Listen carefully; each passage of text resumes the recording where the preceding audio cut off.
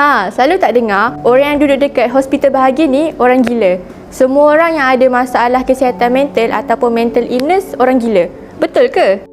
Assalamualaikum. Hai, nama Ana Ainin Humairah dari kelas 4 Ibn Sina. Kesihatan mental ni merujuk kepada kebolehan seseorang individu tu untuk menyedari kebolehan diri dia, untuk mengatasi stres hidup yang normal dan juga untuk bekerja secara proaktif untuk komuniti. Kesihatan mental ni boleh jejaskan kehidupan harian kita, hubungan kita dan juga kesihatan fizikal. Jadi, mental illness ni adalah lebih daripada sekadar gangguan ataupun ketidakupayaan mental.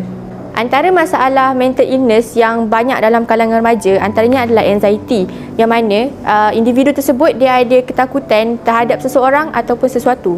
Orang yang ada anxiety ni dia cenderung untuk asingkan diri dia daripada benda yang akan trigger anxiety tersebut, macam panic attack lah. Tapi ada juga anxiety yang mana dia tak ada pun apa-apa yang trigger. Selain daripada tu, kita ada PTSD, Post Traumatic Syndrome Disorder. PTSD ni adalah kesan daripada kemalangan, peristiwa yang menyakitkan, malapetaka ataupun disebabkan kehilangan seseorang dia sayangi. Contoh, kalau seseorang tu dia pernah dikurung dalam bilik gelap, bila dia ada dalam situasi yang hampir sama, dia akan rasa lemas. Rasa lemas tu adalah salah satu ciri PTSD. Seterusnya, kita ada OCD, Obsessive Compulsive Disorder. Salah satu penyakit yang akan menyebabkan seseorang itu sangat obses dengan sesuatu rutin, dan lepas tu dia akan ulang rutin tu banyak kali untuk pastikan yang rutin tu betul. Contohlah, macam kalau ada pelajar yang dia kalau ambil wuduk tu, dia ambil wuduk banyak-banyak kali, macam tangan semua tu kan, banyak-banyak kali sebab dia nak pastikan yang wuduk dia tu sah. Yang terakhir, kita ada mood disorder atau kata nama lain dia depression. Individu yang ada depression ni biasanya dia akan hilang minat dalam kehidupan seharian dia. Para penyelidik percaya yang depression boleh disebabkan daripada gabungan faktor genetik biologi, persekitaran dan juga stres yang berlebihan. Tanda-tanda depression untuk setiap orang adalah lain. Boleh jadi sebab dia rasa sedih yang teramat, rasa risau sampai rasa bersalah dia tu sangat tinggi.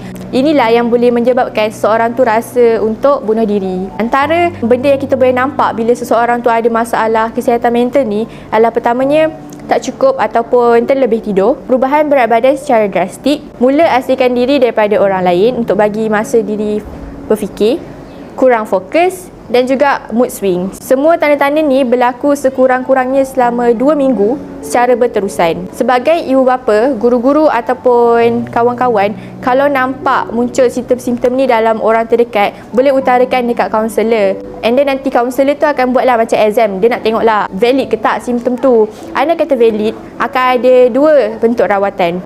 Yang pertama, counselor terapi ataupun behavior terapi.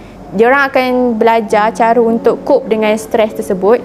Lepas tu diorang juga akan belajar macam mana untuk ubah persekitaran, ubah orang sekeliling dan macam-macam lagi. Yang kedua adalah rawatan secara ubat-ubatan. Psikiatris akan bagilah, dia akan describe ubat. Contoh macam antidepressants, antipsychotics dan juga anxiolytic drugs. Selain daripada rawatan-rawatan ni, self-help juga sebenarnya banyak bagi kesan. Contoh remaja, dia kena belajar cara untuk kenal pasti toxicity positively talk. Apa benda ni? Dia kalau kita luah dekat seseorang, lepas tu orang tu macam cakap balik lah, tak boleh buat macam ni, benda ni salah.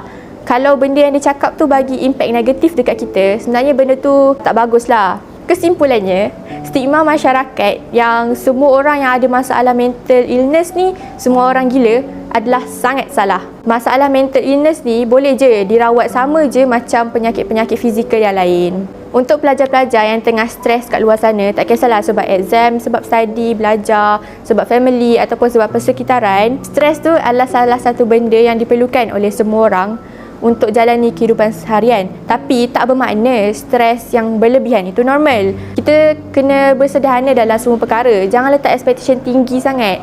Kena tahulah nilai baik dan buruk satu perkara tu.